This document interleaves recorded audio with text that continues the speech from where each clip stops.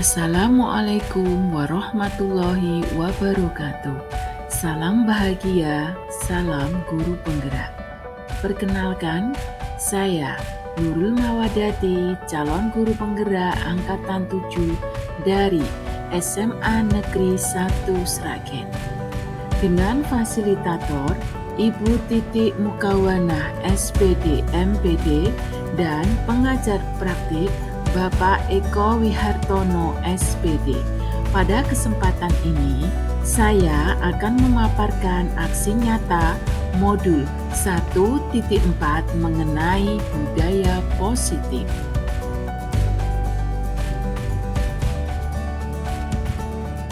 Bismillahirrahmanirrahim. Assalamualaikum warahmatullahi wabarakatuh. Salam sejahtera buat kita semuanya. Yang saya hormati Ibu Endang Wahyuni SPD MPD selaku Wakasek Kurikulum, dan yang saya hormati semuanya Bapak dan Ibu calon guru penggerak angkatan 7, dan yang utama juga para Bapak Ibu guru undangan yang saat ini hadir di ruang meeting yang saya hormati pula. Terima kasih sekali atas kehadiran Ibu Bapak semuanya memenuhi undangan dari teman-teman kita guru penggerak angkatan 7 yang mana saat ini akan melaksanakan kegiatan sesi berbagi modul 1 budaya positif. Yang pertama, marilah kita tidak pernah berhenti untuk selalu memanjatkan puji syukur kehadirat Allah Subhanahu wa taala. Alhamdulillah, pagi hari ini kita semuanya dalam keadaan sehat walafiat, dalam rahmat dan hidayah Allah, sehingga kita diperkenankan untuk bisa bertemu di ruang meeting ini dan kegiatan yang sangat luar biasa, yaitu nanti dari teman-teman calon guru penggerak angkatan 7 akan berbagi modul 1 yaitu tentang budaya positif. Dan insya Allah kita niati ibadah, mudah-mudahan Allah mencatat sebagai amal kebaikan bagi kita semuanya. Amin.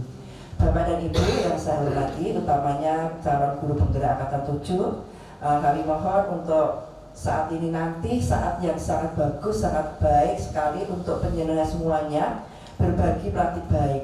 Silahkan diberikan semaksimal mungkin kepada Bapak Ibu guru yang ada di sini, yang nanti tentu saja kita berharap banyak imbasan dari penjenengan itu mempunyai efek yang luar biasa, ya. Dan utamanya adalah untuk penjenengan diri penjenengan sendiri, dan utamanya untuk para siswa kita. Karena kita sebagai pendidik, sebagai guru itu adalah tugas utama, tugas mulia kita adalah untuk memberikan ilmu, baik tidak hanya di ilmu yang akademik kita, tetapi yang utama adalah karakter baik, ya, karakter yang mana benar-benar harus kita tanamkan kepada anak didik kita. Nah, penjenengan ini sangat luar biasa, harus apa? Benar-benar bersyukur karena penjenengan sudah masuk di pendidikan calon guru penggerak angkatan 7, yang mana nanti penjenengan mempunyai kesempatan yang luar biasa, baik sebagai ujung tombak, ya, yang mana nanti penjenengan mendapatkan diklat, mendapatkan pendidikan untuk perubahan dari pembelajaran paradigma baru, dan juga tentu saja nanti itu tanggung jawabnya untuk kepada siswa kita dan juga kepada guru di internal kita maupun di luar, Bapak Ibu. Penjenengan harus siap untuk itu, dan juga sudah diberikan contoh yang banyak dari teman-teman kita di SMA Negeri 1 Sragen. Sudah ada 9 guru penggerak yang lolos di angkatan 4. Penjenengan saya pasti penjenengan punya semangat yang luar biasa, jangan sampai kendor. Jadi itu yang membuat kita termotivasi betul bahwa penjenengan harus lebih baik, harus lebih bagus, dan benar-benar diterapkan di sekolah kita lebih maksimal lagi. Jadi jangan sampai hanya pemenuhan di tugas saja, tetapi benar-benar dilaksanakan di lapangan kita. Ya, mudah-mudahan juga yang sudah penjenengan besok juga bahwa penjenengan calon guru penggerak dan nanti lulus guru penggerak, hadiahnya atau hadiah sampingannya itu adalah calon kepala sekolah. Ya, ini yang luar biasa. Suatu jenjang karir dari seorang guru itu adalah menuju ke kepala sekolah, dan juga nanti bisa ke pengawas atau mungkin ke para cabang dinas dan seterusnya. Ini saya doakan mudah-mudahan semuanya berhasil. Diaminin. Amin, ya. Alhamdulillah Bapak dan Ibu, ini adalah suatu langkah yang sudah penjenengan jalankan di awal. Insya Allah nanti penyenangan sangat luar biasa. Saya berharap banyak. Jadi nanti utamanya untuk kemajuan di SMA Negeri 1 Sragen. Kita sebagai pionir, kita harus selalu terdepan untuk praktik-praktik baik yang harus penyenang lakukan. Ya. Saya kira itu dari awal dari saya. Mudah-mudahan marilah Bapak dan Ibu semuanya, kegiatan ini kita buka dengan bacaan basmalah bersama-sama. Mudah-mudahan Allah selalu meridhoi dan lancar semuanya. Bismillahirrahmanirrahim. Saya mohon maaf kalau ada salah kata dari saya akhiri. Assalamualaikum warahmatullahi wabarakatuh. Waalaikumsalam warahmatullahi wabarakatuh.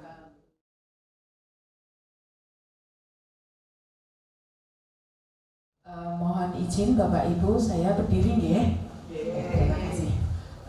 Yang saya hormati Ibu Kepala Sekolah SMA Negeri 1 Sragen, Ibu Dr. Anda Betty Marga Sulistiawati MPD. Kemudian saya ucapkan juga banyak-banyak terima kasih untuk Bapak Ibu semua untuk kehadirannya di dalam acara diseminasi berbagi praktik baik penerapan budaya positif di SMA Negeri 1 Sragen. Sebelumnya, Assalamualaikum warahmatullahi wabarakatuh. Baik, untuk ini mengenai diseminasi berbagi praktek baik penerapan budaya positif di SMA Negeri 1 Sragen. Di sini saya ingin menyampaikan sebagai tugas aksi nyata pada modul 1.4. Saya adalah sebagai calon guru penggerak dari SMA Negeri 1 Sragen. Salam dan bahagia Bapak Ibu semuanya. Nah, di sini nanti sebelum saya menyampaikan dari beberapa materi, ini ada pertanyaan pemantik dulu Bapak Ibu nggih. Ada 3 pertanyaan. 1, hukuman dapat mendisiplinkan anak. Yang kedua, pemberian dukungan dengan hal positif seperti membaca atau membersihkan halaman sekolah ini dapat meningkatkan disiplin anak. Kemudian yang ketiga, memberi penghargaan dapat meningkatkan motivasi belajar anak. Dan di sini saya meminta bantuan kepada panjenengan dari ketiga pertanyaan ini, setuju atau tidak setuju, seperti itu nggih. Nah, ini kira-kira membutuhkan waktu berapa menit Bapak Ibu? 2 menit. 2 menit. Oke, monggo silakan, mungkin bisa dipahami terlebih dahulu Bapak Ibu untuk pertanyaan-pertanyaan yang ada di slide tersebut. Monggo. Langsung bisa katanya Bu Nur Solikah nih. Siap. Ya, yang nomor 1 Bu Nurul, mohon bantuannya, monggo. Kalau hukuman dapat mendisiplinkan anak, saya setuju Bu. Karena apa? Alasannya itu kalau misalnya anak itu memiliki kesalahan, dikasih hukuman, dia tahu oh kesalahan saya adalah ini. Nah nanti untuk kedepannya dia bisa disiplin lagi gitu. Oh iya, berarti setuju ya Bu Nur Solikah ya. Terima kasih. Untuk yang nomor 2, Bapak Ibu siapa yang? Oh iya, monggo Bu Enda. Untuk yang nomor 2, pemberian hukuman dengan hal positif seperti membaca atau membersihkan halaman sekolah dapat meningkatkan disiplin anak. Saya sangat setuju sekali. Karena dengan membaca, anak itu akan mendapatkan ilmu yang luar biasa. Kemudian dengan membersihkan halaman sekolah tiap pagi bagi anak yang terlambat sekolah, itu sangat cocok sekali dengan predikat sekolah kita, yaitu sekolah sehat. Sehingga sangat mendukung sekali dan itu menanamkan anak untuk budaya bersih. Oh iya, terima kasih. Berarti setuju ya Bu Endang ya. Baik, yang nomor 3 mungkin Bapak Ibu guru bisa membantu. Pak Ambali kelihatannya. Monggo Pak Ambali yang nomor 3. Kalau bertiga saya sangat setuju. Sangat setuju. Jadi budaya di Indonesia itu kan masih sangat identik dengan namanya penghargaan atau pujian. Jadi jika kita mendapatkan sebuah penghargaan atau pujian, maka anak lebih semangat apalagi dalam pembelajaran. Semangat dalam pembelajaran ya. Baik, berarti di dalam pertanyaan pemantik ini jawabannya Bapak Ibu setuju semua ya. Dan nanti tergantung bagaimana setelah kita mendapatkan penerapan budaya positif yang sudah saya sampaikan. Nanti kita akan tahu jawaban saya tadi betul atau tidaknya. Seperti itu ya. Baik, sekarang kita lanjutkan mengenai pengertian apa itu budaya positif. Bahwa budaya positif itu merupakan strategi untuk menumbuhkan lingkungan yang positif dalam rangka menciptakan budaya positif. Penerapan disiplin positif dipraktekkan untuk menghasilkan murid-murid yang berkarakter. Berkarakter di sini maksudnya disiplin, santun, jujur, peduli dan bertanggung jawab, sesuai dengan profil pelajar Pancasila. Karena sekolahan kita alhamdulillah sudah termasuk sekolah penggerak, di mana di dalamnya sudah mengimplementasikan dari apa itu kurikulum merdeka, sehingga harus menerapkan nilai-nilai kebajikan di dalam profil pelajar Pancasila, ya seperti itu. Nah di sini ada penerapan dari budaya positif itu sendiri, bahwa pendidikan menurut Bapak Ki Hajar Dewantara itu Bapak pendidikan, ya Bapak pendidikan. Beliau menghubungkan dengan konsep budaya dan lingkungan positif di sekolahan yang berpihak pada murid. Di sini diterangkan, dijelaskan bahwa mungkin kurikulum pada saat Bapak Ibu sekolah dengan sekarang itu berbeda. Mungkin kayak masih ada hukuman seorang di sini kita sebagai pendidik mungkin bisa memberikan apa sebagai pengontrol sehingga anak-anak merasa tidak aman, tidak nyaman. Nah, kalau kurikulum merdeka tersebut di sini itu harus berpihak kepada murid atau peserta didik. Selain itu, Bapak Ibu tahu nggak semboyan daripada Ki Hajar Dewantara yang sangat-sangat terkenal itu? Tahu Bu. Apa itu? Iya, terima kasih Bu Endang untuk jawabannya. Engarso Sungtulodo itu maksudnya seorang pendidik itu sebagai suri teladan. Kemudian ya contoh Bu Evi, betul nggih. Kemudian ing madya mangun karso, sesibuk-sibuknya, serepot-repotnya kita harus bisa memberikan motivasi, dukungan kepada peserta didik. Kemudian tuturi handayani. Ada yang tahu makna dari tuturi handayani Bapak?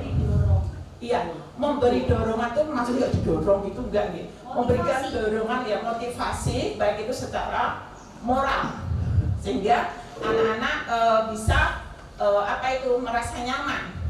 Selain itu, bahwa Ki Hajar Dewantara beliau mengungkapkan bahwa dalam pendidikan itu anak-anak peserta didik itu pada dasarnya sudah memiliki yang namanya kodrat alam dan kodrat zaman. Di sini maksudnya kodrat alam itu anak itu sudah dilahirkan sudah memiliki apa? Garis hidupnya. Nah di sini kita sebagai peserta didik itu untuk menebalkan bagaimana anak itu nanti akan berhasil. Jadi sudah memiliki garis hidupnya. Kita hanya menebalkan saja. Tapi kalau yang namanya kodrat zaman itu menyesuaikan. Mungkin pada saat zaman kita nih Bapak Ibu, kalau main dolanan itu adanya apa tuh? Sudah ada bakso. Kalau sekarang, zaman sekarang latu-latu. Lah, yang batu tren itu latu-latu. Jejek. Apa tuh Pak Mbali? Vampire. Oh, vampire ya. Jadi mengikuti perkembangan zaman ya. Jadi menyesuaikan. Itu untuk yang pendidikan menurut KHD. Kemudian yang kedua, untuk mendapatkan pemahaman baru mengenai konsep disiplin positif untuk menciptakan murid dengan profil pelajar Pancasila. Nilai-nilai yang terdapat pada profil pelajar Pancasila itu ada berapa Bapak Ibu? 6 ya. Yang pertama apa Bapak Ibu? Beriman bertakwa kepada Tuhan Yang Maha Esa. Yang kedua? Bu Ani tahu? Berkebinekaan global. Iya itu, ya termasuk di dalamnya, ya. Bu Ani bisa bantu Bu? Iya. Mandiri. Yang pertama itu adalah Atau intan, beriman dan bertakwa kepada Tuhan yang Maha Esa, berakhlak mulia, bernalar kritis, mandiri, berkebinekaan global, gotong royong dan kreatif. Nah, masih ingat ya Bu ya? Masih, alhamdulillah. Baik, kemudian yang ketiga, peran sebagai guru untuk membangun budaya positif dengan menerapkan konsep disiplin positif dalam berinteraksi dengan murid. Maksud dari kalimat ini bahwa dalam makna disiplin itu belajar untuk mengontrol diri, untuk menggali potensi kita. Potensi yang bagaimana? Untuk mencapai tujuan yang mulia, dalam arti cita-cita atau nilai-nilai yang sesuai atau yang kita yakini. Jadi maknanya seperti itu Ibu untuk yang nomor 3. Jadi konsep disiplin positif kurang lebihnya seperti itu. Kemudian ini ada tambahan bahwa merdeka, anak kurikulum merdeka ya. Menurut KHD, merdeka itu artinya tidak hanya terlepas dari perintah, akan tetapi juga cakap buat untuk memerintah diri sendiri. Maksudnya gimana ini? Bahwa tidak hanya terlepas dari perintah, bahwa seseorang itu pada dasarnya sudah memiliki suatu tujuan arah yang harus dia capai. Jadi sesuai dengan dirinya sendiri, sudah bisa memerintah dirinya sendiri. Kemudian dalam arti cakap buat memerintah diri sendiri mengandung suatu pengertian bahwa di sini seseorang itu sudah terlibat atau memiliki suatu peraturan yang menurut dia itu sudah diyakini dalam tanda kutip bahwa memiliki nilai-nilai hal yang positif seperti itu. Jadi makna dari merdeka menurut KHD. Nah di sini nanti ternyata materinya agak lumayan banyak nih Bapak Ibu nanti, tapi insya Allah akan saya sampaikan singkat-singkat saja. Untuk yang pertama, nanti di dalamnya ada perubahan paradigma belajar, kemudian ada disiplin positif, motivasi perilaku manusia, hukuman, penghargaan dan konsekuensi, kemudian ada kebutuhan dasar, posisi kontrol restitusi, keyakinan kelas, dan segitiga restitusi. Untuk yang pertama mengenai perubahan paradigma. Nah di sini ada suatu paradigma Bapak Ibu, ada namanya suatu kegiatan kepalan tangan. Kepalan tangan. Diumpamakan ada A itu adalah kita, B itu teman panjenengan mungkin yang ada di samping atau teman yang lainnya. Di dalam kepalan tangan tersebut, Bapak Ibu menulis di selembar kertas, ada sesuatu tulisan di situ di kepalan tangan panjenengan. Dan menurut panjenengan itu sangat-sangat berharga sekali, sangat berharga. Kemudian teman Anda itu ingin mengambil dari secari kertas yang ada tulisannya tadi. Bahkan teman Anda itu sampai mengeluarkan rayuan. Kemudian bisa juga mengancam, menghardik, merayu, menyuap, apa saja agar dapat membuka kepalan tangan Anda. Anda bayangkan ya, di sini ada sesuatu yang sangat berharga. Teman panjenengan pengen mengambil, kira-kira apa yang Bapak Ibu lakukan? Kira-kira apa yang Bapak Ibu lakukan? Mempertahankan. Kenapa Ibu Warni? Alasannya? Karena itu memang itu tadi kan berarti untuk kita, ya. Tidak boleh untuk orang lain. Yang lain. Berarti kepalan itu tidak panjenengan berikan Ibu Wani, ya. Karena menurut panjenengan sangat berharga. Sehingga dalam paradigma ini bisa disimpulkan yang bisa mengendalikan diri kita orang lain, gitu. Oh enggak. Diri sendiri. Bahwa arti dari perubahan paradigma di sini maksudnya seperti itu Bapak Ibu. Karena ini merupakan suatu hal yang sangat penting untuk kita. Misalkan salah satu contoh anak mau diambil orang lain, mungkin kita berikan Bu. nggak kita berikan loh itu, pasti akan kita mempertahankan walaupun entah dirayu sudah rayunya keluar, tetap kita pertahankan. Jadi itu makna daripada perubahan paradigma. Paham ya, mungkin dari sampai sini ya. Baik, kita lanjutkan. Nah, dari paradigma tadi, bahwa perubahan paradigma teori kontrol atau teori pilihan ini ada beberapa ilusi. Ilusi yang pertama, guru mengontrol murid. Kemudian ilusi bahwa kritik dan membuat orang merasa bersalah ini dapat menguatkan suatu karakter. Kemudian ilusi bahwa semua penguatan positif itu efektif dan sangat bermanfaat. Yang keempat, ilusi bahwa orang dewasa itu memiliki hak untuk memaksa. Jadi intinya apa? Ilusi-ilusi yang terdapat pada teori kontrol itu menurut Bapak Ibu cocok atau enggak misalkan diterapkan pada saat sekarang kita menggunakan kurikulum merdeka? Sesuai betul? Karena disitu sebagai pengatur, jadi seorang pendidik pengajar itu pengatur, jadi menangan murid harus manut sama kita.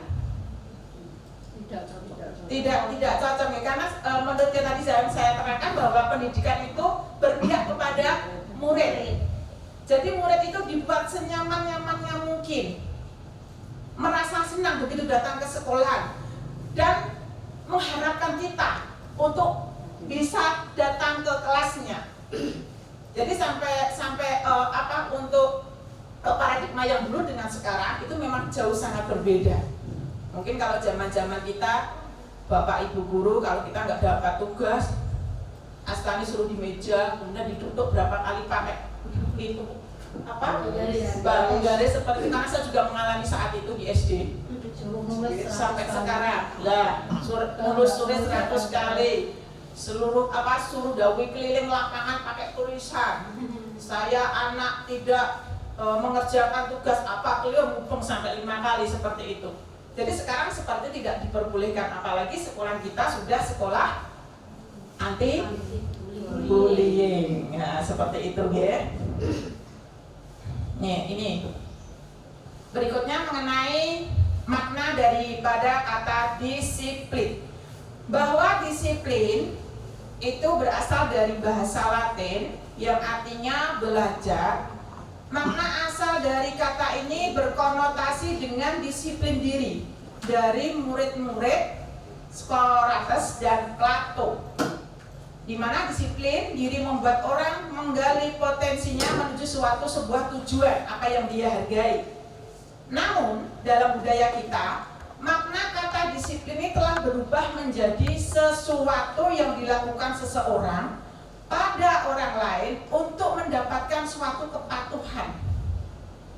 Berarti kalau adanya disiplin, orang-orang, anak-anak itu biar patuh. Tapi kecenderungan secara umum ini menghubungkan kata disiplin itu dengan ketidaknyamanan. Disiplin tapi dengan adanya unsur pemaksaan. Dari sini tidak boleh. Bukan dengan apa yang kita hargai atau yang pencapaian suatu tujuan mulia. Tadi bahwa di depan tadi sudah saya sampaikan di mana untuk makna dari disiplin itu belajar untuk mengontrol diri, ya, belajar untuk mengontrol diri, untuk menggali potensi kita, di mana sesuatu itu agar berubah menjadi seseorang yang bermanfaat sesuai dengan nilai-nilai yang kita yakini. Yang nilai-nilai kita yakini di sini apa? Nilai-nilai yang terkandung pada profil pelajar Pancasila. Seperti itu, ya. Nah, ini untuk yang disiplin positif mengenai teori kontrol atau teori pilihan. Tadi ada perubahan paradigma tadi, di situ diterangkan bahwa Anda tidak bisa mengontrol orang lain, hanya Anda yang bisa mengontrol diri Anda sendiri. Jadi tidak bisa dipermainkan oleh orang lain, karena kita sudah memiliki nilai-nilai yang kita yakini itu tadi. Nilai-nilai kita yakini yang pastinya nilai-nilai positif. Karena kita di sini sebagai seorang pengajar, berarti harus mengimplementasikan di mana nilai-nilai kebajikan pada profil pelajar Pancasila yang tadi. Itu ya. Lain tadi, makna di sini adalah belajar kontrol diri dengan menggali potensi kita agar tercapai suatu tujuan mulia, yaitu sesuai menjadi seseorang yang kita inginkan, tetapi berdasarkan nilai-nilai yang kita hargai. Gitu ya. Kemudian untuk selain disiplin ada teori motivasi nih Bapak Ibu. Bahwa teori motivasi ini ada 3. Yang pertama, untuk menghindari adanya suatu hukuman. Kemudian untuk mendapatkan suatu imbalan. Yang ketiga, untuk menghargai diri sendiri. Untuk menghindari hukuman, untuk mendapatkan suatu imbalan, itu merupakan motivasi ekstrinsik. Berarti berasal dari luar. Karena apa? Dia merasa tidak nyaman, merasa tidak aman dengan adanya hukuman seperti itu. Berarti itu kan adanya suatu motivasi yang berasal dari luar. Kemudian untuk mendapatkan suatu imbalan. Berarti imbalan itu kan bisa mungkin berupa uang, penghargaan, kemudian apresiasi, atau mungkin apalagi Bapak Ibu? Hadiah. Seperti itu kan dari luar Bapak Ibu. Kemudian untuk menghargai diri sendiri.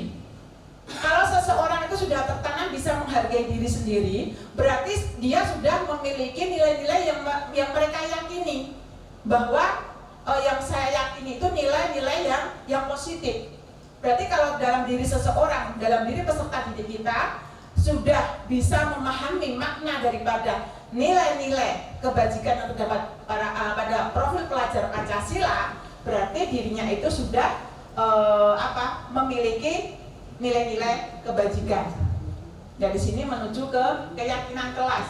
Alhamdulillah untuk sekolahan kita kemarin sudah melaksanakan yang namanya keyakinan sekolah atau kesepakatan sekolah.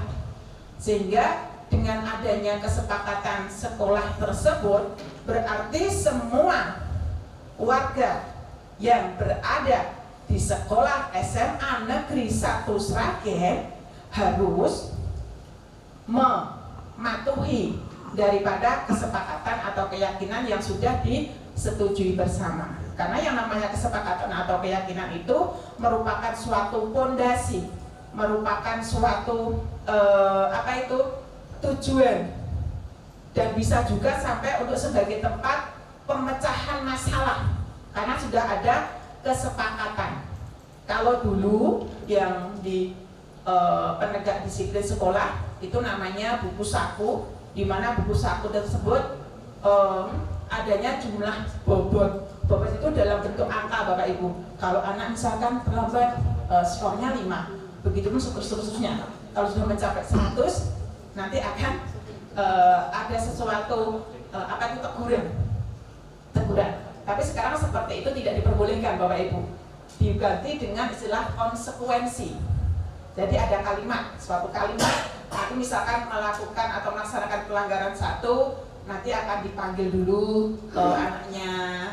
Kok sudah jalan ya udah, tapi kok tetap belum, masih mengulangi lagi, wali kelas sama guru BK. Jadi step by step sesuai kesalahan apa yang mereka lakukan. Seperti itu. Kemudian yang berikutnya 5 posisi kontrol. Di sini untuk 5 posisi kontrol itu yang pertama sebagai penghukum. Maksudnya penghukum gimana? Berarti itu membuat merasa peserta didik merasa tidak aman, merasa tidak nyaman.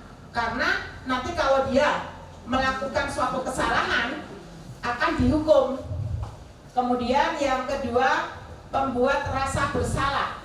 Untuk membuat rasa bersalah ini biasanya Bapak Ibu guru itu bisa menggunakan dengan mungkin kalimat yang halus, tapi juga ada yang kasar.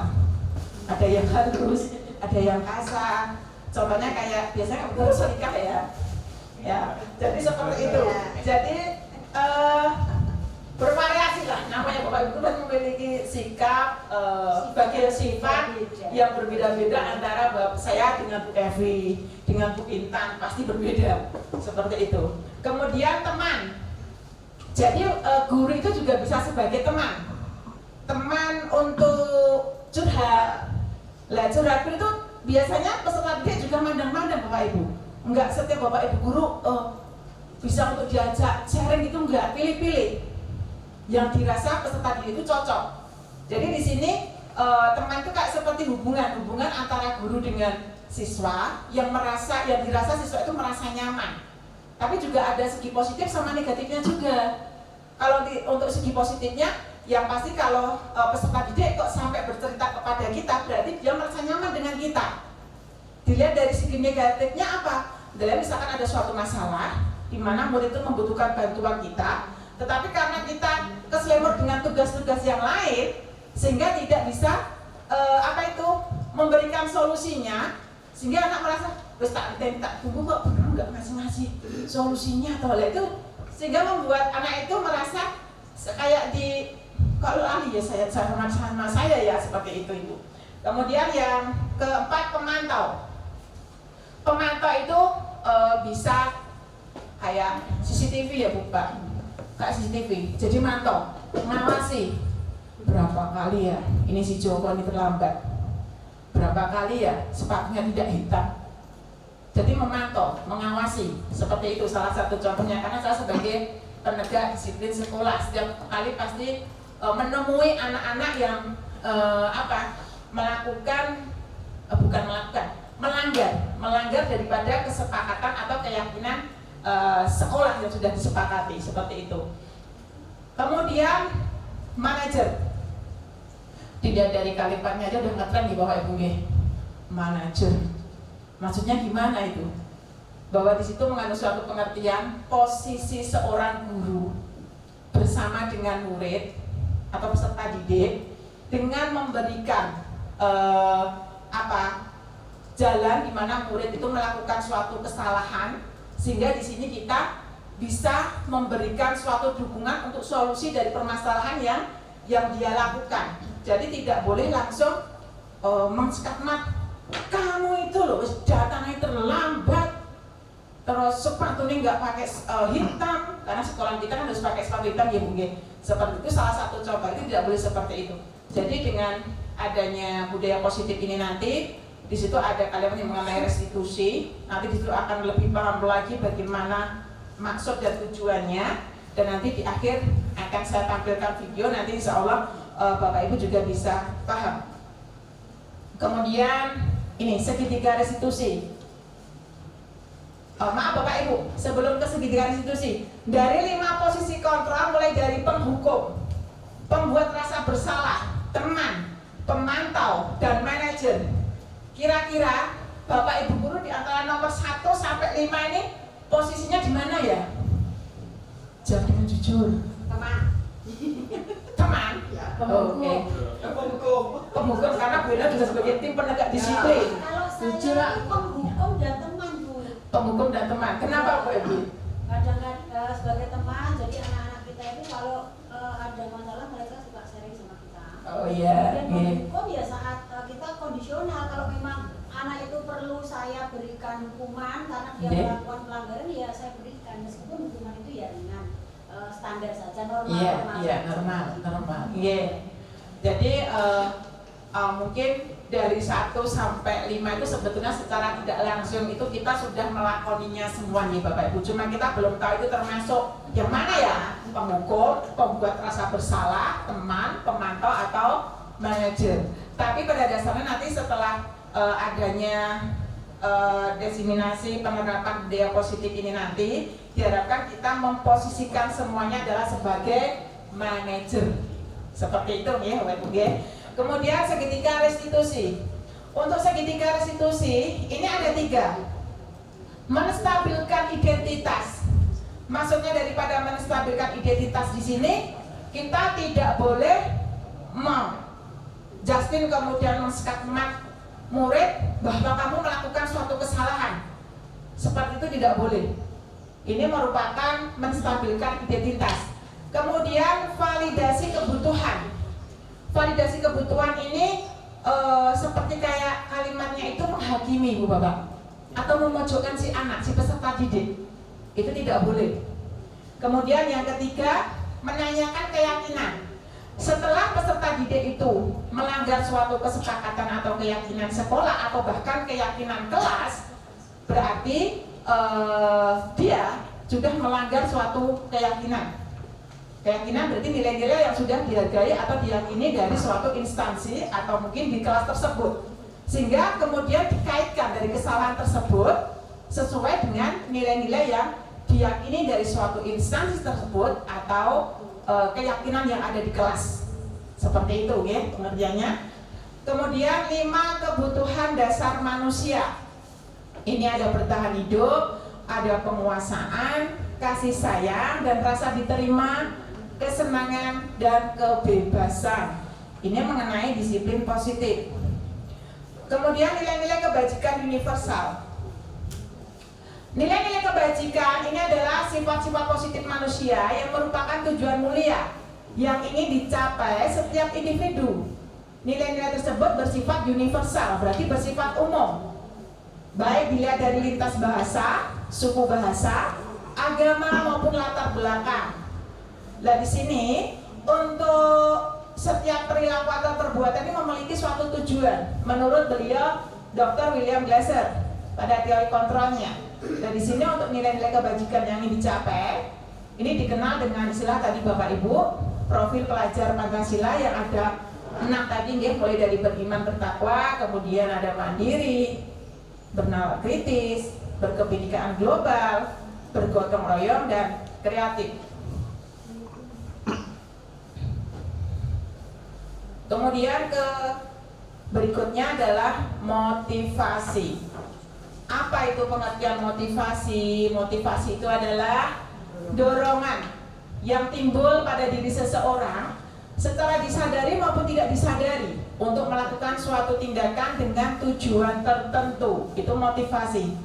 Jadi motivasi ini berarti setiap usaha yang mempengaruhi perilaku seseorang agar meningkatkan kemampuannya secara maksimal untuk mencapai tujuan yang dicapai. Jadi memberikan dorongan kepada orang lain, entah itu secara kita sengaja ataupun tidak sengaja, sehingga seseorang tersebut bisa mencapai tujuan yang mereka inginkan atau peserta didik inginkan. Jadi itu kita lakukan mungkin secara tidak sengaja atau sengaja. Itu motivasi. Makanya di sini untuk motivasi itu dibedakan menjadi 2. Ada motivasi internal dan eksternal. Yang internal ini memberikan dorongan dari dalam diri seseorang untuk melakukan sesuatu dalam mencapai tujuan yang diinginkan. Kemudian motivasi eksternal ini dia dorongan dari luar diri seseorang, siswa peserta didik. Jadi contohnya seperti yang tadi ya Bapak Ibu. Kalau yang internal tadi bahwa dirinya sendiri, jadi sudah memiliki nilai-nilai atau keyakinan yang sudah mereka yakini. Kalau itu yang eksternal tadi salah satu contohnya apa? Memberikan apa tadi Ibu? Hukuman, kemudian imbalan, nah sama penghargaan ya seperti itu. Ya nih untuk teori motivasi perilaku manusia. Untuk menghindari ketidaknyamanan hukuman, apa yang akan terjadi apabila saya tidak melakukannya? Berarti dia akan mendapatkan suatu hukuman. Untuk mendapatkan imbalan, apa yang akan saya dapatkan apabila saya melakukannya? Karena ada imbalan berarti penghargaan. Penghargaan di situ yang dia inginkan. Itu berarti motivasi eksternal. Kemudian untuk menghargai diri sendiri, saya akan menjadi orang yang seperti apa bila saya melakukannya. Kalau sudah memiliki nilai-nilai yang diyakini, berarti itu tujuan disiplin positif pada diri seseorang tersebut sudah ada, sudah tertanam ya, seperti itu. Kemudian berikutnya dihukum oleh penghargaan. Bahwa penghargaan berlaku sama dengan hukuman. Dalam arti meminta atau membujuk seseorang melakukan sesuatu untuk memenuhi suatu tujuan tertentu dari orang yang meminta atau membujuk. Dorongannya eksternal dan akan ada faktor ketergantungan. Beberapa dampak dari pemberian penghargaan itu antara lain ternyata mungkin bukan saya aja, contoh saya juga pernah memberikan penghargaan. Ternyata penghargaan itu salah. Penghargaan itu salah dalam arti seperti ini, pengaruh jangka pendek dan jangka panjang. Berarti penghargaan itu bisa efektif, bisa berjalan. Misalkan peserta didik dirayu, misalkan nanti siapa yang peringkat 1 nanti dapat apa. Berarti itu masuk jangka pendek ya, hanya sesaat. Kalau jangka panjang misalkan ribet mungkin dalam bentuk kayak apa, piala atau apa seperti itu. Nah, contohnya seperti itu.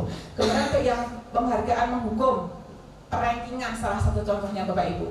Dalam kurikulum Merdeka boleh Bu Tentang di ranking seperti itu? Nggak boleh. Karena di situ bisa menimbulkan iri. Satu iri, kedua apabila anak itu misalkan dapat peringkat di bawah, misalkan 20% atau 10% dari bawah, itu bisa mempengaruhi kondisi psikisnya anak. Iya, berarti tidak diperbolehkan untuk kurikulum Merdeka itu. Tapi anak kadang-kadang juga nanya, Bu, saya peringkat berapa ya? Orang ranking. Masa nggak ada? Orang enak. Yang namanya kurikulum Merdeka itu tidak ada peringkat. Tidak ada peringkat. Jadi di situ misalkan yang peringkat 1 dia akan merasa aku sing paling. Sedangkan yang lainnya tidak diorangkan. Maksudnya seperti itu Bapak Ibu. Kemudian untuk penghargaan mengurangi ketepatan ini misalkan ada permasalahan, misalkan saya mengajar nanti siapa yang bisa menjawab kuisnya Bu Nurul, nanti akan Bu Nurul kasih uang. Akhirnya pasti justru anak-anak akan saling mikir kuis yang saya berikan itu tenanan, soalnya mau dapat uang. Akhirnya dari beberapa anak bisa menjawab atau mengerjakan. Kemudian saya kasih uang. Akhirnya yang tidak mendapatkan uang kan melongo atau mungkin pengen nih aku yura isoyo. Nah seperti itu, jadi itu tidak tepat. Pengalaman seperti itu tidak tepat. Kemudian penghargaan tidak efektif. Penghargaan tidak efektif ini maksudnya misalkan jika kamu bisa melakukan apa yang saya kehendaki, nanti kalian akan mendapatkan penghargaan dari ibu. Kalau bisa melakukan apa yang Bu Nurul minta. Nah, contohnya seperti itu juga tidak diperbolehkan. Kemudian penghargaan merusak suatu hubungan, membuat meri juga. Misalkan kita mau nyanjung, misalkan satu anak itu, pinter banget ya kamu ya Allah, bla bla bla. Padahal itu di depan peserta didik kita yang lain. Itu padahal hanya suatu kalimat, tetapi itu juga bisa membuat meri, iri teman yang lainnya. Kok cuma ngejai Dewi Mbak Dewi wae ya, maksudnya disebut Mbak Dewi padahal bisa jawab loh. Nah, kadang-kadang seperti juga itu hanya verbal, tapi juga bisa menyakiti perasaan peserta didik kita yang lain. Jadi budaya positif yang kurikulum Merdeka sampai sebegitunya Bapak Ibu. Jadi memang apapun yang kita keluarkan itu harus hati-hati betul, ya seperti itu. Kemudian dihukum oleh penghargaan. Penghargaan menurunkan kualitas, penghargaan mematikan kreativitas, dan penghargaan mengurangi motivasi intrinsik. Sekarang ini ada suatu contoh pengakuan atau apresiasi kebajikan. Misalkan di kelas itu ada murid baru datang, murid baru. Pasti yang namanya murid baru itu kan belum mengenal si A, si B, si C. Terus dia mau mencari tempat duduk, kemudian ada salah satu anak yang menghampiri, silakan duduk di sini. Nah, itu sudah ada nilai plusnya Bapak Ibu. Dan kita bisa memberikan suatu kepada si anak si A, misal membantu anak si B. Terima kasih Mas Joko, kemarin saya perhatikan kamu sudah membantu temanmu yang baru. Jadi dengan ucapan seperti itu, anak akan merasa apa itu? Diperhatikan, ya, karena mendapat apresiasi dari Bapak Ibu guru. Kemudian nilai kebajikannya apa? Termasuk rasa empati kepada orang lain. Ya, seperti itu. Kemudian situasi pada saat kamu membantu teman-temanmu di tugas kelompok, kan ada ya. Biasanya peserta didik, misalnya kita dalam membentuk pembelajaran ini sekarang bentuk kelompok. Ada anak itu biasanya aktif, senangnya membantu. kalau kita pas saat mengajar berarti kan memperhatikan Ibu pada saat diskusi itu bagaimana proses terjadinya, kemudian ada si A si B kok aktif bantu kono kene lah, itu kita juga harus memberikan suatu apresiasi, pengakuan. Saya menghargai kamu nak, terima kasih kemarin sudah membantu teman-teman kamu sehingga diskusi bisa berjalan dengan lancar. Itu termasuk nilai kebajikannya apa? Kepedulian sesama manusia, sesama teman, gitu ya. Kemudian contoh yang lain, pada saat kamu memungut kertas-kertas yang berserakan di lantai, jarang loh Bu, murid-murid atau peserta didik kita itu mungkin yang nganti maksudnya memperhatikan kertas-kertas nganti dipunguti. Lah itu misalkan ada peserta didik kita yang seperti itu, kita juga memberikan suatu apresiasi atau pengakuan. Terima kasih ya nak, kemarin kamu sudah membantu kertas yang berserakan sehingga kelas kelihatan kotor, setelah kamu ambil menjadi bersih. Lah itu merupakan nilai kebajikannya rasa tanggung jawab. Ya, jadi seperti itu Bapak Ibu. Jadi memberikan apresiasi kepada peserta didik dengan suatu kalimat itu nanti akan menyemangati pula peserta didik kita untuk kedepannya yang pastinya mengenai budaya positif. Nah ini saya mohon izin Bapak Ibu juga mohon bantuannya lagi. Tindakan guru dari sini ada 1, 2, 3, 4, 5, 6, 7. Ada suatu tindakan guru.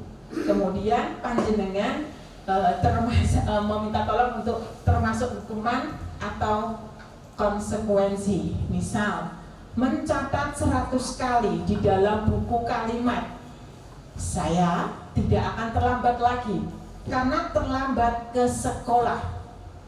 Kira-kira termasuk hukuman atau konsekuensi nggak Bu Intan? Hukuman. Kenapa Bu Intan?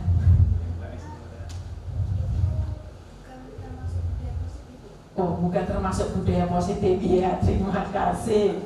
Hukuman ya Bu Intan ya. Ya, kita pegang dulu hukuman. Kemudian yang kedua, lari mengelilingi lapangan basket 2 kali karena terlambat hadir di sekolah. Bisa minta bantuannya Bapak Ibu, siapa yang bisa? Bu Evi, apa Bu Evi? Itu termasuk, kalau menurut saya termasuk hukuman. Kok bisa Ibu? Karena lari mengelilingi lapangan itu kan berhubungan dengan fisik, jadi membuat capek. Membuat capek anak. Hukuman ya. Kita pegang dulu. Yang ketiga, murid diminta untuk push up 15 kali karena tidak menggunakan masker ke sekolah. Pak Ambali bisa bantu? Ya, silakan. Menurut saya itu hukuman Bu. Hukuman, kok bisa Pak Ambali? Zaman sekolah saya dulu, saya waktu tidak pakai masker disuruh push up guru saya Bu. Bilang itu hukuman push up gitu. Oh gitu. Jadi Tapi dulu belum ada masker loh Pak. Ada dulu Ibu. Waktu ada debu. terus mungkin dari Pak Ambali kan berasal dari dekat gunung. Oh iya,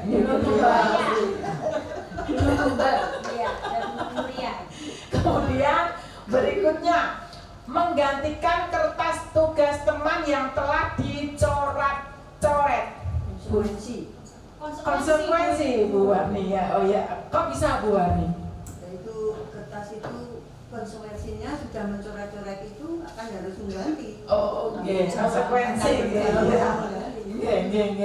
Kemudian yang berikutnya, membersihkan tumpahan air di meja tulis karena tersenggol pada saat belajar. Konsekuensi Bu Dwi. Alasannya kenapa Ibu? Tanggung jawab.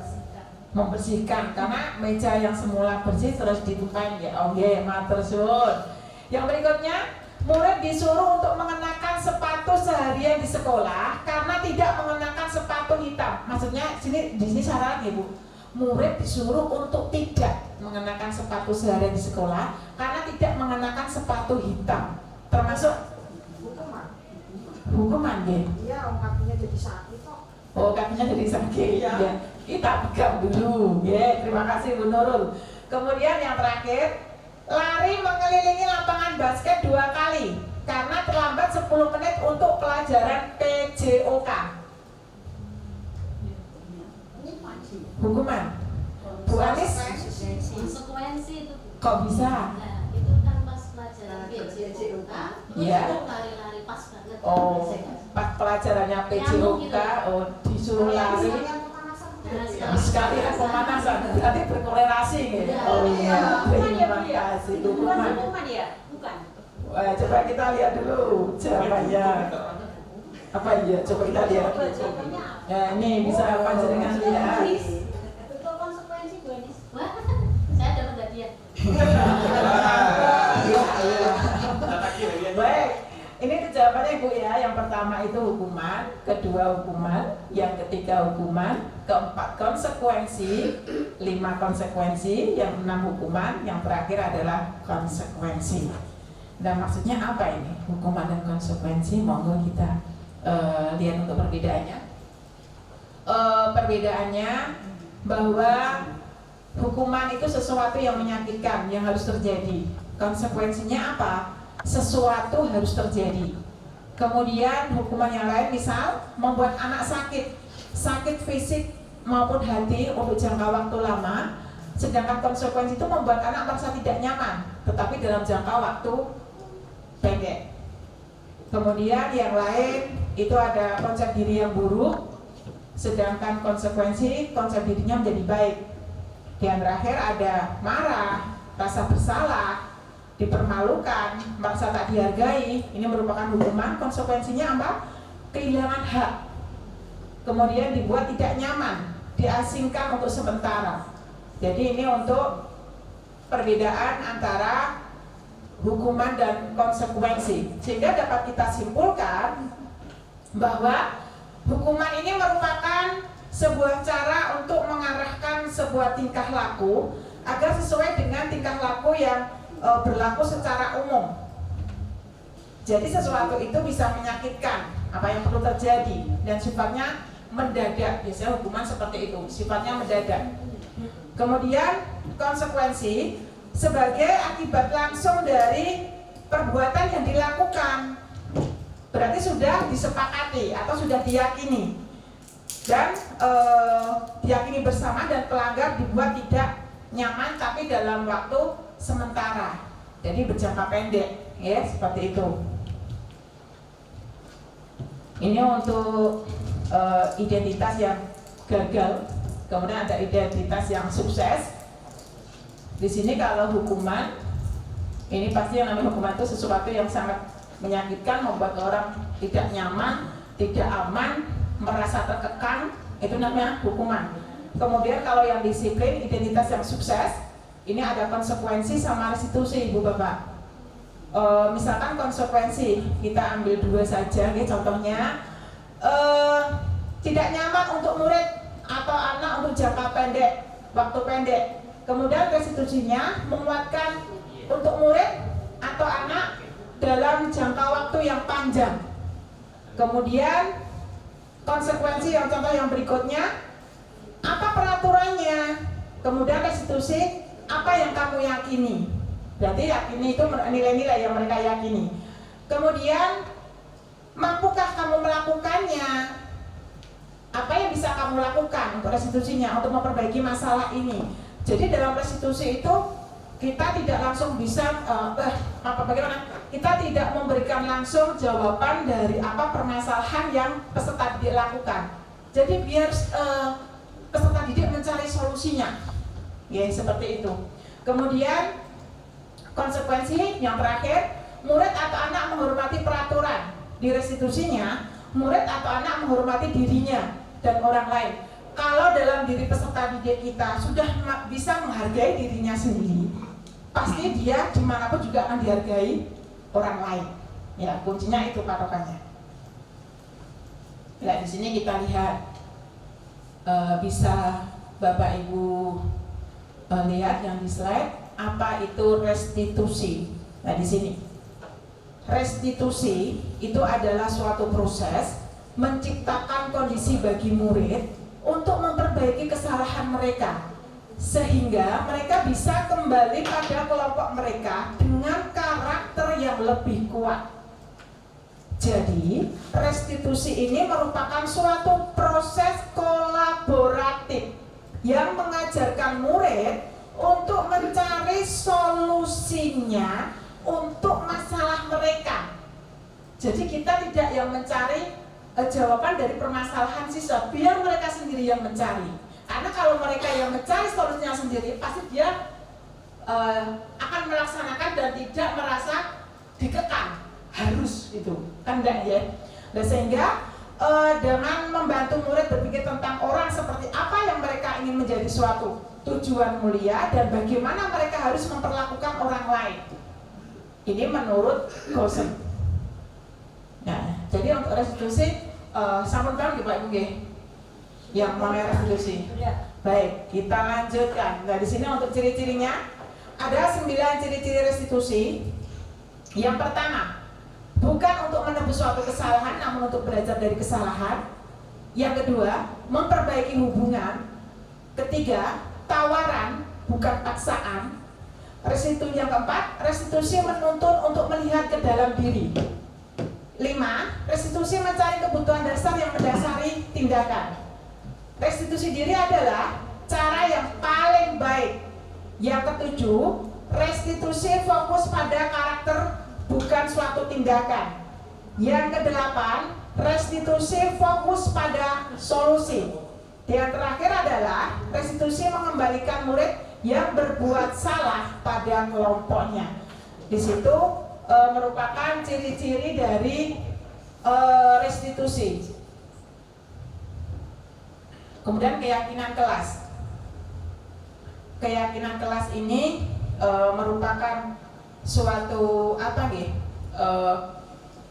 tujuan atau bisa dikatakan sebagai pondasi, bisa juga dikatakan suatu arah suatu tujuan di mana harus diyakini oleh semua warga yang berada di kelas tersebut.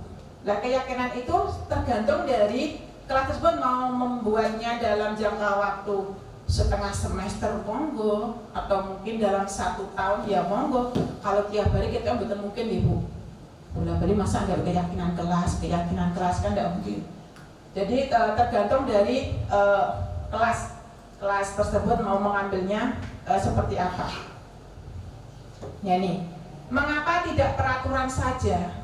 Mengapa harus keyakinan kelas? Nah, di sini ada 3 argumentasinya. Mengapa kita memiliki peraturan murid harus menggunakan seragam dan atribut sekolah saat KBM? Kemudian, mengapa kita memiliki peraturan murid harus menggunakan sepatu hitam saat ke sekolah? Mengapa kita memiliki peraturan murid harus datang tepat waktu pada saat mengikuti pembelajaran?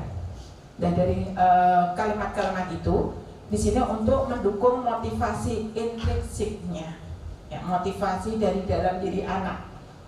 Kalau kita meninjau kembali, ini merupakan nilai-nilai atau keyakinan-keyakinan di mana lebih menggerakkan seseorang dibandingkan mengikuti serangkaian peraturan-peraturan.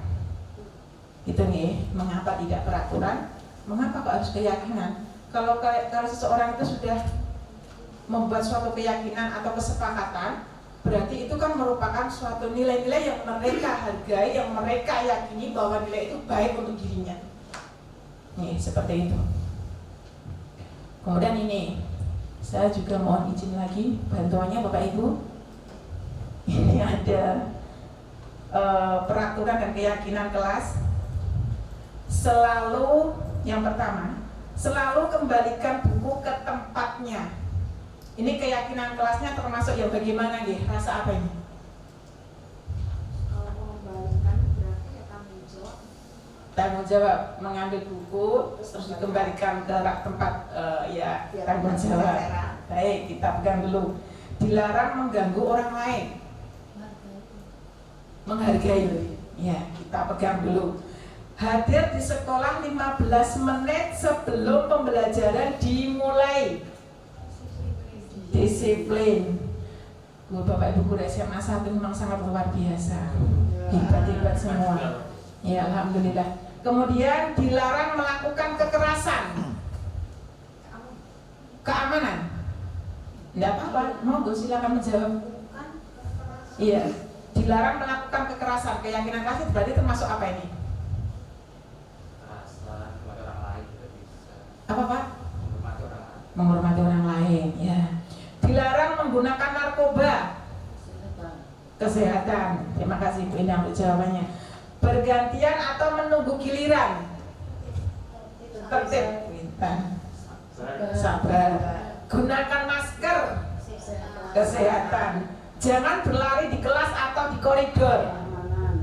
Keamanan. Melayu-melayu kok yang kelas. Neng koridor itu boleh ya apa? Berarti di tempat di lapangan ya olahraga misalkan. Coba kita lihat jawabannya ini. Yang pertama itu merupakan tanggung jawab. Yang kedua menghormati orang lain. Ketiga menghormati orang lain dan berkomitmen Ibu Bapak. Kemudian yang keempat keselamatan, menghormati orang lain. Yang berikutnya kesehatan, menghormati orang lain, bersabar, gunakan masker yang pasti kesehatan, keselamatan, ya. Jangan berlari di kelas, itu keselamatan dan keamanan. Jadi seperti itu peraturan dan keyakinan kelas. Sampun paham ya mungkin mengenai peraturan keyakinan kelas. Baik, kita lanjutkan. Nah ini 5 kebutuhan dasar manusia. Bahwa manusia, kita sebagai manusia itu memiliki 5 kebutuhan dasar Bapak Ibu. Yang pertama yaitu bertahan hidup. Bertahan hidup itu kira-kira apa itu? Termasuk di dalamnya biar kita bisa hidup Ibu, sandang, pangan, papan, kesehatan ya. Itu yang paling utama ya. Kemudian kasih sayang dan rasa diterima. Kasih sayang ini berarti termasuk kebutuhan psikologis ya. Bapak ya Bu Irin Bika, psikologis Bu Irin, kasih sayang. Yeah. Kemudian rasa diterima, berarti itu sosial, merasa kita diterima di lingkungan kita. Misalnya kita bisa diterima di lingkungan kerja kita, ya seperti ini.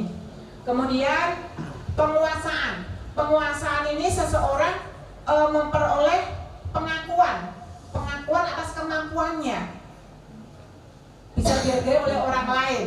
Ya seperti itu, mungkin kepintaran atau mungkin dari setiap kita itu memiliki skill yang berbeda-beda. Mungkin Bu Warni kelebihannya memberikan semangat kepada teman. Seperti itu Bu Warni yang bisa salah satu contohnya. Mungkin Bu Ari memberikan apa kepada teman yang bisa untuk mengakui kemampuan dari teman kita. Misalkan apa Bu Ari? Membantu dalam pengerjaan tuh apa nih yang baru dupak seperti itu ya.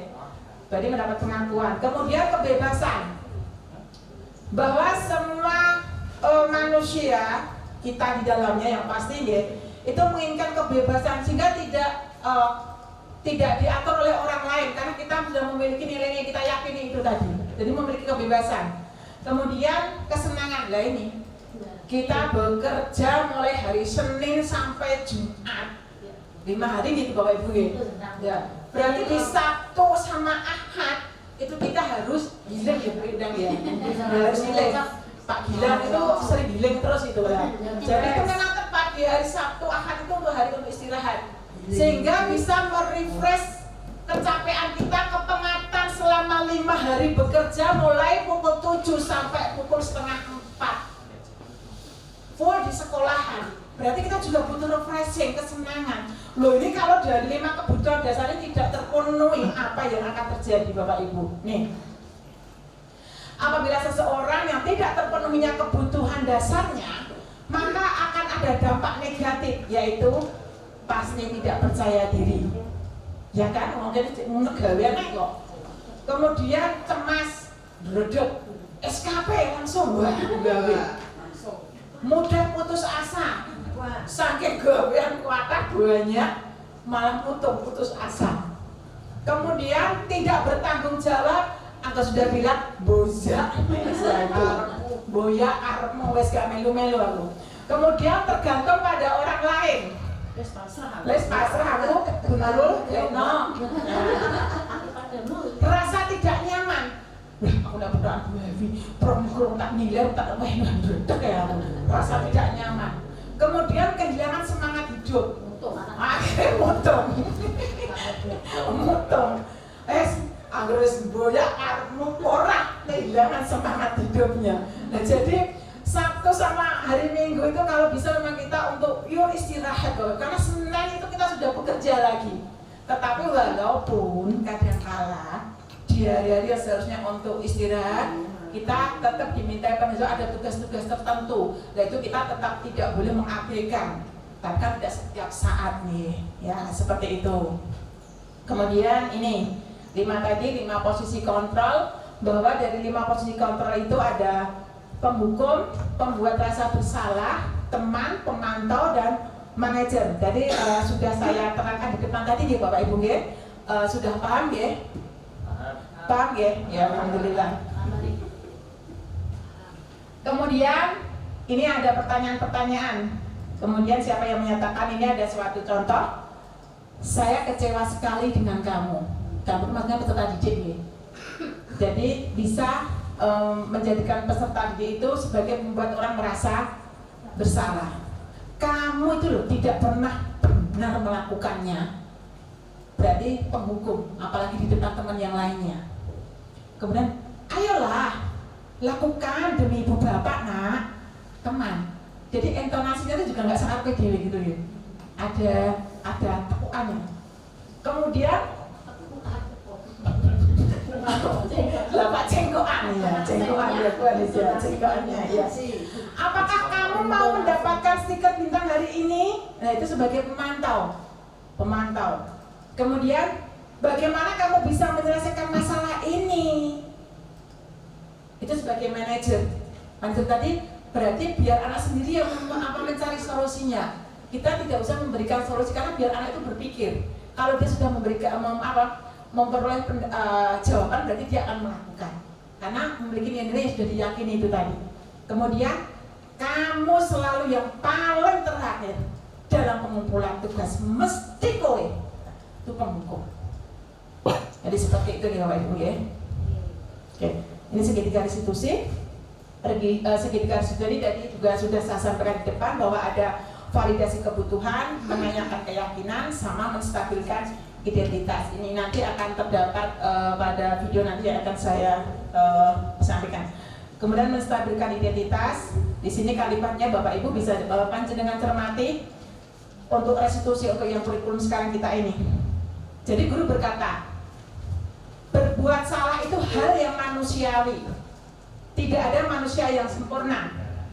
Bapak Ibu juga pernah buat salah. Kita pasti bisa menyelesaikan permasalahannya ini. Jadi kalimat-kalimatnya itu begitu, kalau dengar tuh begitu enak. Maksudnya anak-anak juga tidak merasa selalu bersalah seperti itu. Itu salah satu menstabilkan identitas. Kemudian validasi kebutuhan. Guru berkata, kamu bisa saja kan melakukan hal yang lebih buruk, tapi kamu tidak melakukannya kan? Nah, karena seperti itu. Apa yang penting bagi kamu? Juga tidak menghukum kamu itu loh terlambat kok terus lah, kan beda intonasinya ya. Jadi dalam menyampaikan juga beda. Natural, Pak Ambalia. Ya. Kemudian menanyakan keyakinan. Apa nilai yang kita percaya di kelas atau sekolah kita? Kelas yang ideal itu seperti apa sih? Nah, apa yang kamu rasakan ketika kamu melakukan itu? Kamu pengen menjadi orang yang seperti apa? Nah, jadi kalimatnya seperti itu Ibu. Jadi ada cara-caranya, tidak enggak seperti apa semau-mau kita gitu mungkin. Dan di sini sebelum ke refleksi, saya akan menampilkan atau memberikan tugas demonstrasi konseptualnya. Videonya seperti ini, nanti bisa panjenengan lihat, nanti setelah itu kita bisa merefleksi ini ya Bapak Ibu ya. Mohon izin untuk menampilkan videonya.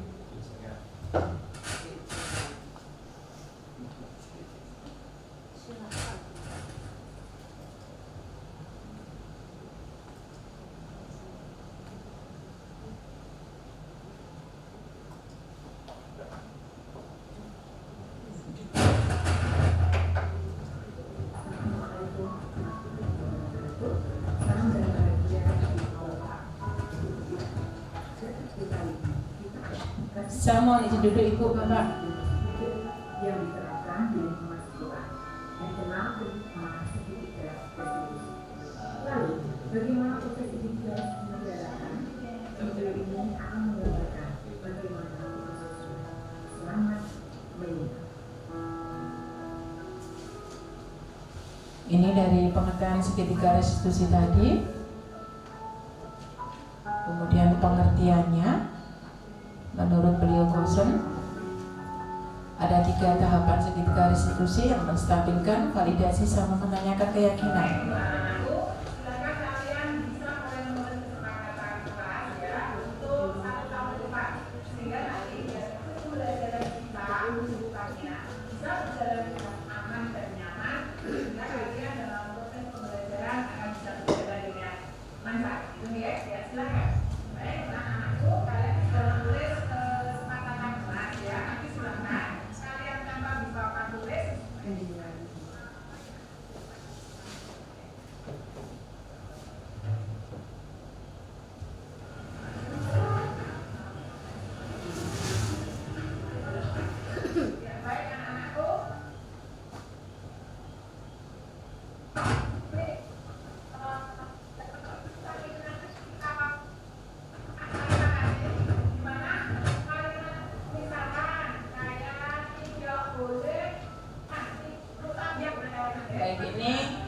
Untuk keyakinan kelas dan kesepakatan. Kemudian ada suatu permasalahan Bapak Ibu.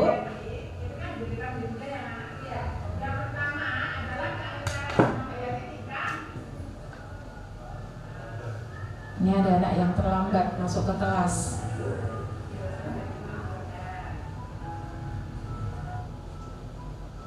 Kemudian diadakan restitusi Bapak Ibu.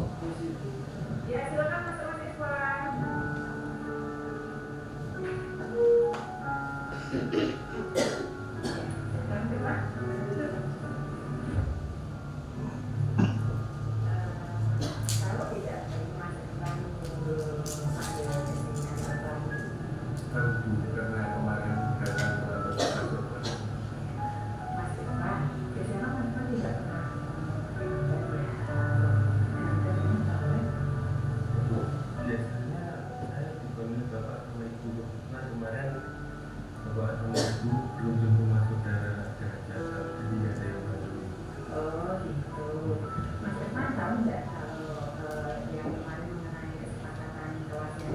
Ditanyakan keyakinan kesepakatan kelas.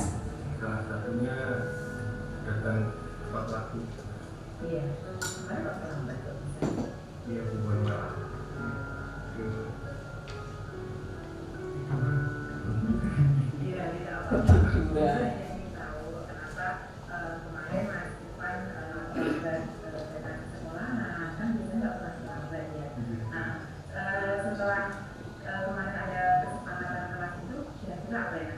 Ini anak mencari solusinya. Saya bisa datang tepat waktu, beberapa masalah biaya bergantung sama bapak ibu. Ya, kalau memang itu merupakan cara yang tepat menurut Mas Irfan, silakan dia nanti bisa dinyoba HP-nya sehingga tidak sekali dengan kepada ibu ya. Ya, terima kasih. Nanti mudah-mudahan kedepannya bisa lebih baik lagi ya. Sama-sama Mas Irfan. Ini tanggapan dari peserta didik. Tanggapannya Mas Irfan setelah menjelaskan restitusi tadi bagaimana? Setelah saya menjalankan restitusi oleh guru, saya lebih enak dan tidak malu sehingga saya bisa menggerakkan kesalahan yang saya buat dan kedepannya akan lebih menaati keyakinan kelas. Terima kasih ya Mas Irfan untuk bersamaannya, mudah-mudahan nanti lebih baik lagi ya. Semangat Mas Irfan, terima kasih. Ini yang skenario 2. Baik, untuk anak-anakku materi yang tadi sudah Guru sampaikan, kalian sudah paham?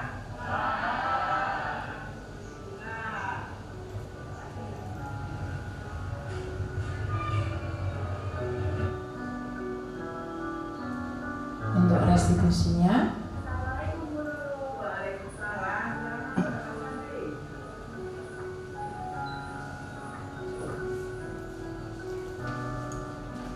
gitu Pak. Yang nanti ini dulu panggil dalam dulu, mau nggak ya?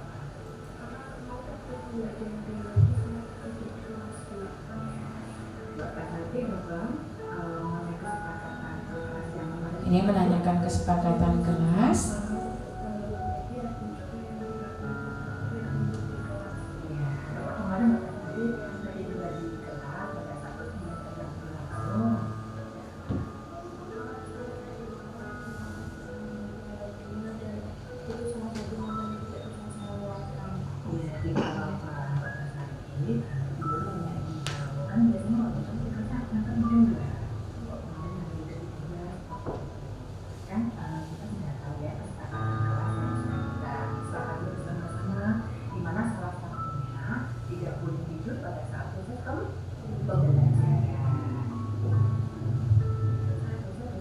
Ini langsung saja nih Bapak Ibu,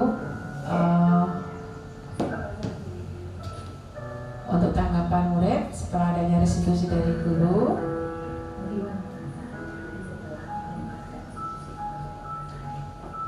Tanggapan saya dengan kegiatan restitusi ini dapat membuat saya menjadi lebih aman dan nyaman dalam aktivitas saya, serta saya jadi menjadi rasa takut yang mau dalam berbuat jujur kepada kesalahan saya.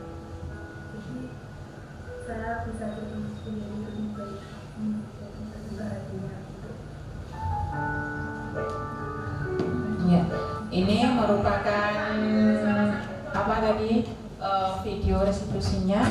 Jadi seperti itu Bapak Ibu.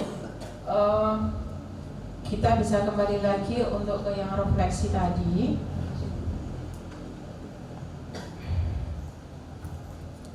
Ya ini saya mau izin berdiri lagi Bapak Ibu, bahwa setelah apa yang saya sampaikan, kemudian ada video yang juga sudah saya tampilkan. Ini ada refleksi, ada 4 pertanyaan. Kira-kira hal baru apa yang mengubah paradigma saya yang saya dapatkan? Kira-kira apa Bapak Ibu setelah materi setelah saya sampaikan, kemudian contoh dari video juga sudah saya berikan. Kira-kira hal baru apa yang panjenengan peroleh untuk merubah paradigma tersebut? Ada bisa bantu jawab? Siapa? Penduduk Solikan nih, monggo. Untuk yang nomor 1 hal baru yang mengubah paradigma saya yang saya dapatkan. Kalau itu kan saya seringnya itu ngasih hukuman. Oh, ngasih hukuman. Ternyata hukuman itu tidak bagus untuk anak karena tidak bagus. Setelah tahu, oh ternyata itu lebih baik pakai restitusi. Berarti apa yang tadi saya sampaikan sampai contoh dari video sampun pahami penurunnya ya, matur suwun. Kemudian yang kedua, perasaan apa yang muncul selama mengikuti sesi ini khususnya mengenai makna disiplin dan motivasi intrinsik? Ada yang bisa bantu jawab Bapak Ibu, monggo. Yang nomor 2, siapa Bu Evi mungkin? Saya akan mencoba menjawab pertanyaan nomor 2. Nggih. Perasaan yang muncul setelah saya mengikuti sesi ini, Nggih. saya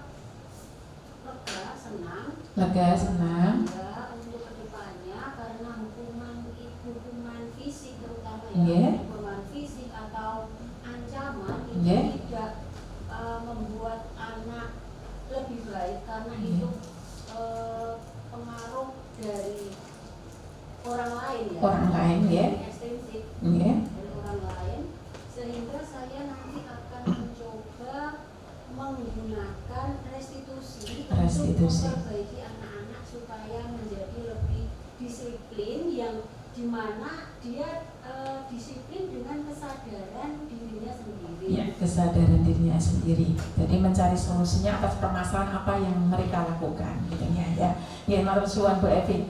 Ini untuk yang nomor 3 sama 4 ini hampir-hampir mirip nih, peran Among. Seperti apakah yang saya telah lakukan selama mengikuti modul ini? Kemudian saya akan menjadi Among yang seperti apakah setelah mengikuti modul ini? Ada yang bisa membantu menjawab? Pak Ambali, ya monggo Pak Ambali. Terima kasih Bu Nurul. Sebelum mengikuti kegiatan pada hari ini, saya berperan sebagai seorang penghukum, pembuat rasa bersalah, merasa bersalah. Anak juga Teman. Tapi setelah pencerahan dari Bu Nurul yang sangat luar biasa ini, saya akan Terima mencoba menjadi kasih. seorang manajer dalam mengelola pembelajaran dan kelas. Terima kasih. Iya, terima kasih Pak Ambali. Ya, sekiranya itu yang bisa saya kan, mungkin ada yang mau tanya atau apa? Sudah paham nih Bapak Ibu semua ya? Iya, alhamdulillah. Berarti untuk diseminasi penerapan budaya positif sebagai tugas saya aksi nyata sudah selesai. Saya ucapkan banyak-banyak terima kasih Bapak Ibu untuk kehadiranipun, kerawuhanipun. Tetap sehat selalu buat panjenengan semuanya. Sekian. Wassalamualaikum warahmatullahi wabarakatuh.